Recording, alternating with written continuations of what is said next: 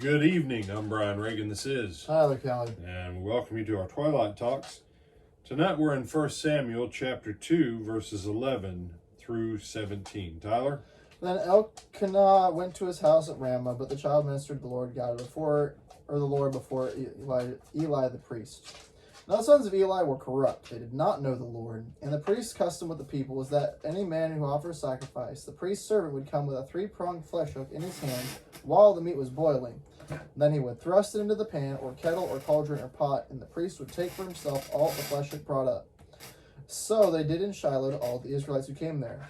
Also, before they burned the fat, the priest's servant would come and say to the man who sacrificed, "Give meat for roasting to the priest, for he will not take boiled meat from you, but raw."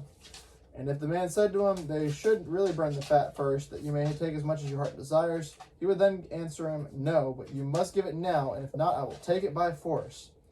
Therefore the sin of the young men was very great before the Lord, for men abhorred the offering of the Lord.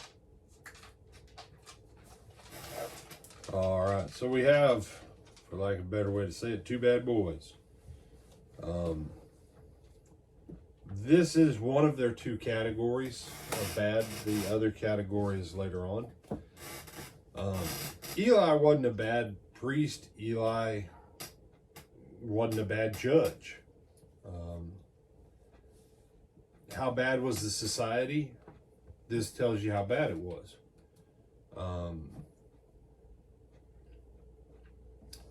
They took more than their portion of the meat that was allotted to them.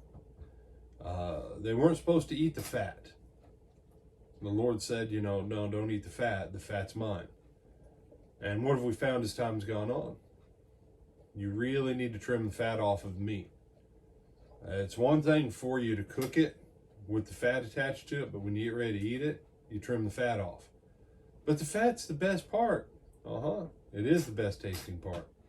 And it's the worst part for you to eat.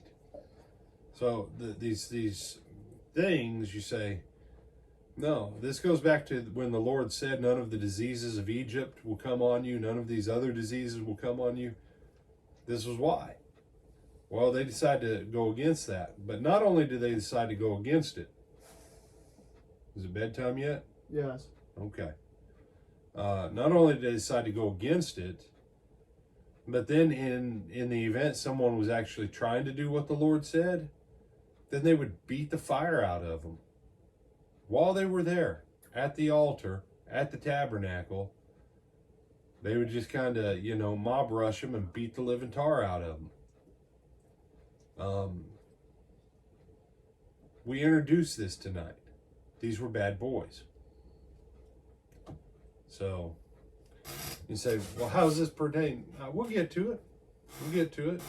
This is just one of the bad boy parts of their badness. So here's a question I have for you, though.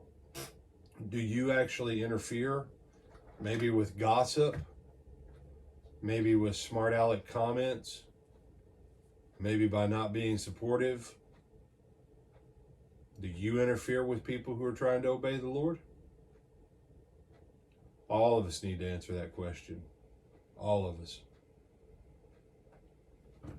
Because the attitude, whether or not you're kicking them and punching them, the attitude that talks smack about your brother and sister or gossips is no different than this attitude.